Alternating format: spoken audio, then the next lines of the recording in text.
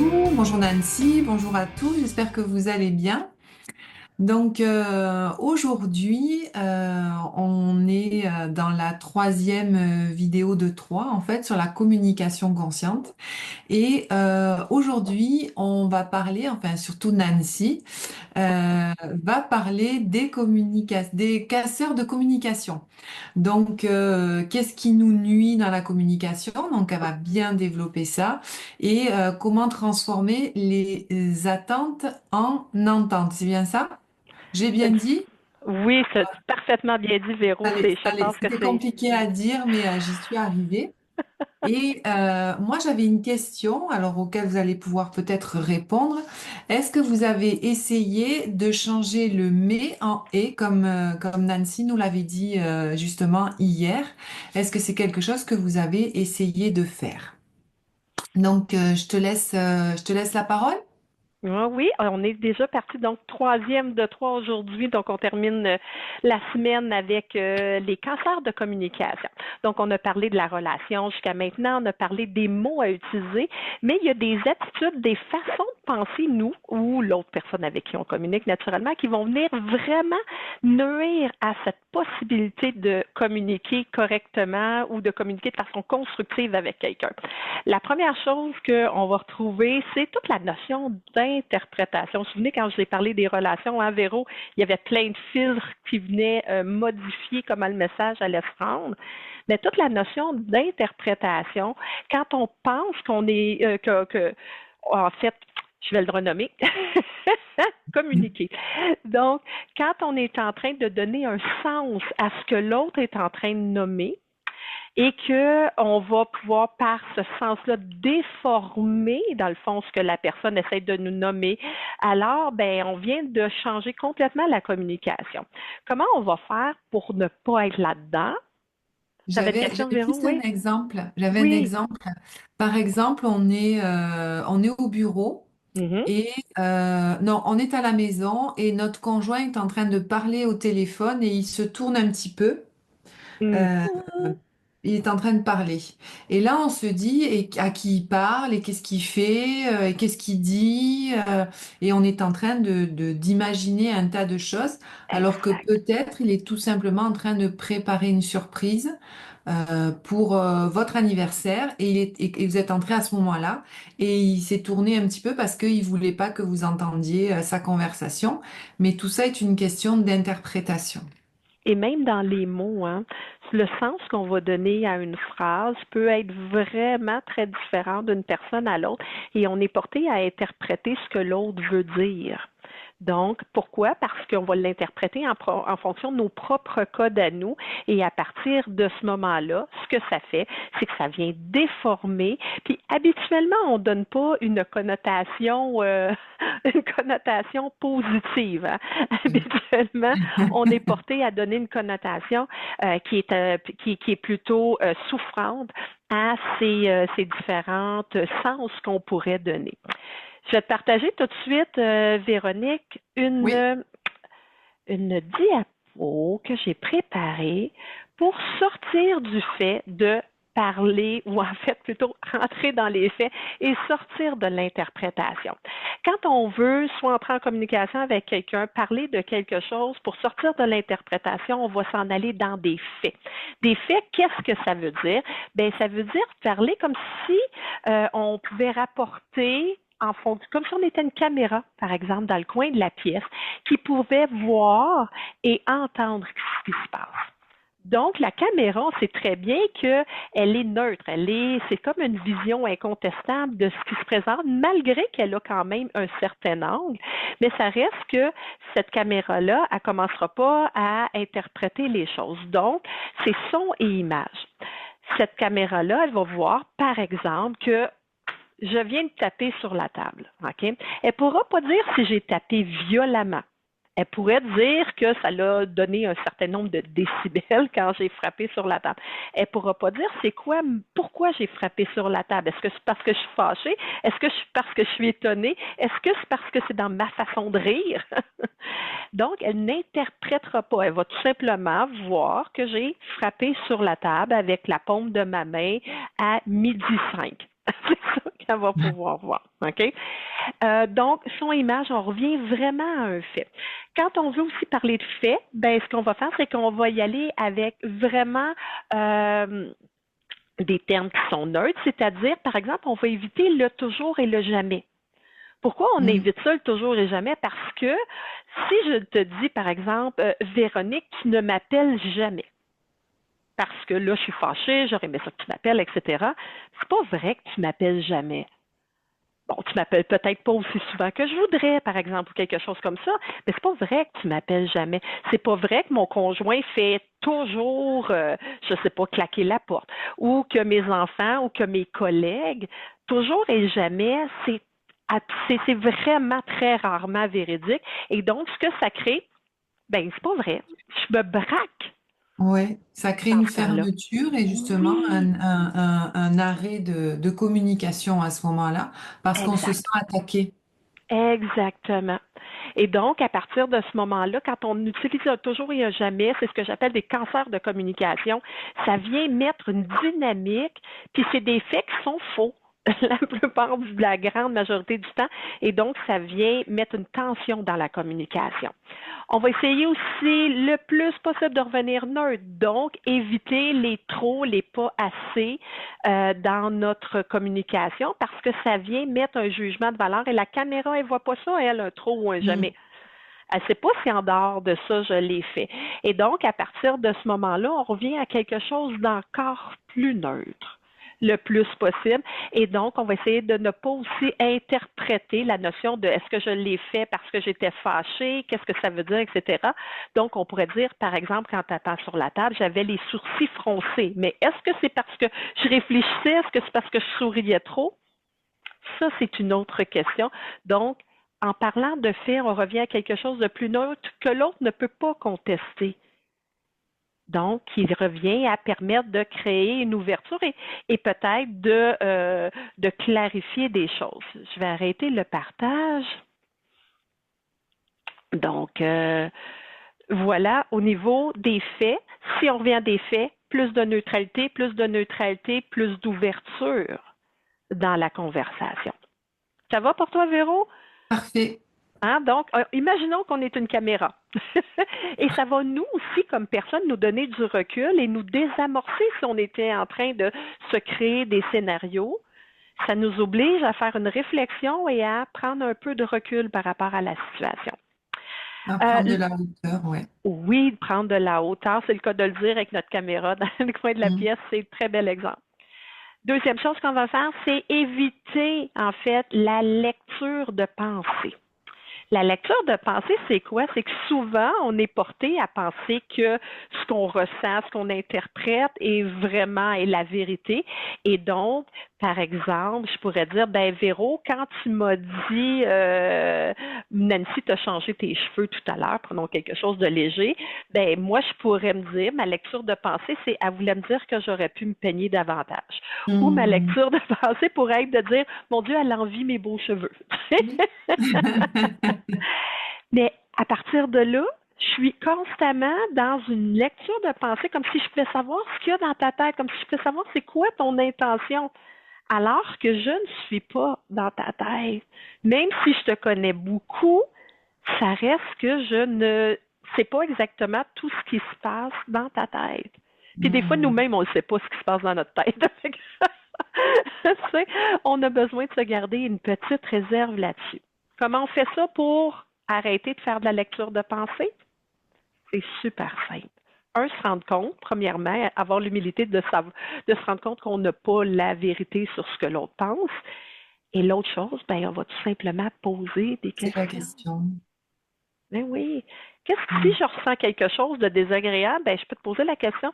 Y a-t-il une raison pour laquelle tu me parles de mes cheveux, Véro? Ben c'est parce que t'as une grosse couette en arrière. OK, je vais y aller ou t'as quelque chose. Bon, tu sais, ou non, tout simplement, tu sais, je trouve que. Ça Donc, te on va va pouvoir bien, t'es clarifier. bien coiffé Ben et voilà. simplement. Tout simplement, donc, posons la question, allons valider si on a un sentiment désagréable ou même agréable, on peut, ou un doute quelconque, on peut tout simplement valider. C'est ça de la communication. C'est d'aller vers l'autre pour dire, ben, je suis pas certaine de telle chose, et valider, poser des questions ouvertes. Ça va faire en sorte de créer justement cette discussion-là, cet échange, cette authenticité-là, pour autant que les deux parties soient disposées à l'être, là, mais cette authenticité-là. J'aimerais qu'on donne juste un exemple de questions ouvertes et de questions fermées, parce que nous, on sait ce que c'est une question ouverte, une question Oui, fermée, parce qu'on a l'habitude de les utiliser, et pas que vous ne sachiez pas ce que ça veut dire, mais c'est juste pour donner un exemple. Hein, par exemple, une question ouverte, ça va être qu'est-ce que tu penses de ma nouvelle coupe de cheveux pour rester dans le... dans Donc, le ça va capillaire. élaborer. Ouais. Ça va élaborer une réponse à la personne à qui vous posez la question. Or, si je te dis tu aimes ma coupe de cheveux, ça va être oui ou non, mais ça va comme fermer la discussion. Donc, quand vous voulez communiquer justement avec quelqu'un, c'est important à ce moment-là de poser des questions ouvertes de façon à entamer un dialogue. Oui, il y a une troisième sorte de question, Véro, aussi, qui est hyper intéressante. Moi, on peut se servir beaucoup de ça, entre autres, avec les enfants ou dans un rôle d'influence où on veut davantage cadrer. C'est ce que j'appelle des doubles bons choix. Donc, par exemple, est-ce que tu veux, bon, on parle des enfants, c'est la semaine de relâche, donc est-ce que tu veux faire ta chambre avant souper ou tu veux souper avant de faire ta chambre? Mais dans les deux cas, on s'entend que ça implique que tu vas faire ta chambre. Donc, Mhm. c'est des doubles bons choix. Ou est-ce que tu veux mettre ton pyjama avant d'écouter la télé? Ou bon, ben, peu importe là, mais toujours Ah oui. deux choix qui sont gagnants. Mais la personne qui est en avant de nous, ça lui donne un peu plus de liberté. Oh, aussi, ouais. Ouais. Donc, ça permet effectivement d'être moins cadrante ou cassante dans notre conversation, mais de donner un peu de choix aussi à l'autre personne dans un cadre un petit peu plus restreint. Mhm. Donc, voilà. Euh, pour la lecture de pensée, donc poser des questions ouvertes, des questions à double choix s'il faut, mais des questions qui vont vraiment permettre l'échange. OK? En passant, quand on pose une question, il faut aussi être à l'aise qu'on va recevoir une réponse. Mhm. Des fois, si je veux une réponse en particulier, je me souviens d'avoir déjà dit à quelqu'un, ben, si tu voulais que je te réponde ça, fallait pas me poser la question de façon ouverte, fallait me dire, Nancy, peux-tu me dire telle chose, ça va être parfait. Mais poser une question, c'est aussi s'attendre à avoir une réponse. Et est-ce qu'on est Mhm. prêt à avoir cette réponse-là dans la relation? Troisième point, troisième truc que j'ai le goût de vous donner, il y en a plein de trucs, mais le troisième principal que j'ai le goût de vous donner comme cancer de communication à éviter, c'est le tu, comme on dit, le tu, qui vient Mhm. souvent avec un doigt, comme ça. Tu as fait ci, tu as Les fait ça, tu sais. accusateur. Oui, puis bon, tu sais, déjà, je le fais, puis on est en caméra, puis j'ai déjà vu un petit sentiment de ton côté, Véro, mais qu'est-ce que c'est? C'est désagréable, on a le goût de sortir de la relation, on se sent attaqué, et quand on se sent attaqué, ben, soit qu'on va, hein, on l'a vu, soit qu'on va fuir, soit qu'on va combattre, ou soit qu'on va tomber en figement. Donc, ça fait relever un niveau de stress élevé, et donc, c'est désagréable et donc, c'est pas aidant. Qu'est-ce qu'on fait pour retourner ça? Ben, en fait, on va parler au jeu. Aussi simple que ça. Donc, Hmm. comment moi je me sens? Plutôt que de parler au-dessus, tu as fait ça. Ben, plutôt que de dire tu as fait ça, je vais parler de dans telle situation, voici moi ce que ça l'implique pour moi. Et là, ça permet à l'autre de clarifier. Donc, éviter les tu accusateurs, les tu qui viennent blâmer, même s'il n'y a pas de blâme, ça reste une énergie de blâme. Okay? Hmm. Donc, surtout dans des conversations difficiles, ben, c'est pas nécessairement aidant. Donc, à ce moment-là, on va essayer de revenir vers quelque chose de plus ouvert, de plus disponible. En parlant au jeu, je suis déjà plus disponible, plus ouverte à la conversation. Voilà. Donc, c'est les trois trucs que je voulais vous partager aujourd'hui. Et l'objectif de tout ça, c'est d'avoir une communication authentique, un vrai échange, quelque chose qui permet, qui favorise, on l'a dit, il n'y a pas de recette parfaite, Ouais, mais qui va favoriser vraiment une communication authentique, échange. bienveillante et aidante. Oui, un échange, c'est le bon mot, Véronique. Et ça nous amène à la phrase que j'aime tellement que tu as nommée tout à l'heure. L'idée, c'est qu'on a souvent des attentes par rapport aux autres, comment ça devrait se passer, ce qu'on voudrait qu'ils fassent, etc.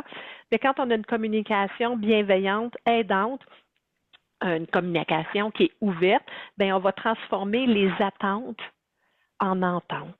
On va clarifier les choses pour s'assurer qu'on est à la même place, qu'on va dans la même direction. Mhm. Ça l'implique, malheureusement ou heureusement, qu'il y a des moments où il y a des personnes avec lesquelles ce n'est pas possible. Et ça fait partie de l'acceptation des limites de la communication. Parce que si la relation au départ ne permet pas ça, bien, il y a des moments où il faut juste savoir se retirer.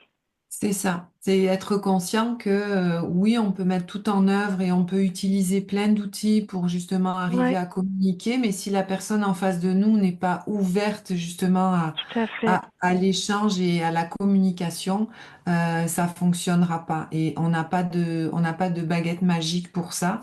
Non. Et on a beau avoir tous les outils, ça peut ne pas fonctionner. Puis il faut aussi arriver à trouver le bon moment aussi hein, pour arriver à communiquer. Hein. Exact. Ça, tu en avais parlé. Puis je crois que tu voulais parler d'un livre. Un de mes livres préférés, comme vous pouvez voir, il est annoté un peu partout. C'est le livre de Jacques Salomé qui s'appelle Des choses à vous dire. C'est un livre extraordinaire qui fait du bien au cœur, qui nous ramène avec la magie des mots dans cette ouverture à la communication, à nos émotions, à y mettre des mots pour mieux ressentir, pour mieux comprendre et pour être davantage dans notre humanité. Et je vais prendre une petite minute juste pour vous lire un mini extrait. Jacques Salomé parle de les bases de la communication réelle. Moi, on a utilisé communication consciente parce que c'est le mot qui est davantage connu, Mhm. mais il dit les bases d'une communication réelle sont simples à énoncer et infiniment compliquées à appliquer. Ouais. Elles obéissent à trois lois fondamentales. Je reconnais et je confirme l'expression de l'autre comme la sienne, ses sentiments ou avis comme les siens. Hein? Quand on entre en relation, on accueille l'autre et on n'est pas obligé d'être d'accord. Tu sais, la notion de convaincu. Ouais. Il dit aussi, je m'exprime en parlant de moi, en me positionnant. Et l'autre aura le choix aussi de se positionner, mais c'est ça, être en relation aussi et accueillir l'autre. Et le dernier point, j'ai le désir de mettre en commun ton point de vue et le mien, non en les opposant ou en les confondant, mais en les apposant l'un près de l'autre, en les confrontant. De là peuvent naître un partage, un échange. Je trouve que ces mots sont extrêmement Et- sages et ouais. je vous les mettrai le livre en commentaire. C'est un livre qui fait du bien à l'âme. Il y a plein de sujets à l'intérieur. C'est d'une beauté C'est extraordinaire. très, Alors, très bien résumé. Mm. ça complète cette série Ouais. de 3 capsules sur la communication consciente. Véronique, est-ce qu'il y avait des commentaires ou des questions Non, de ton côté que tu aimerais non, nous partager? j'ai pas eu de questions, non. Moi, j'ai une question. Il y a quelqu'un qui nous dit à quand le prochain atelier?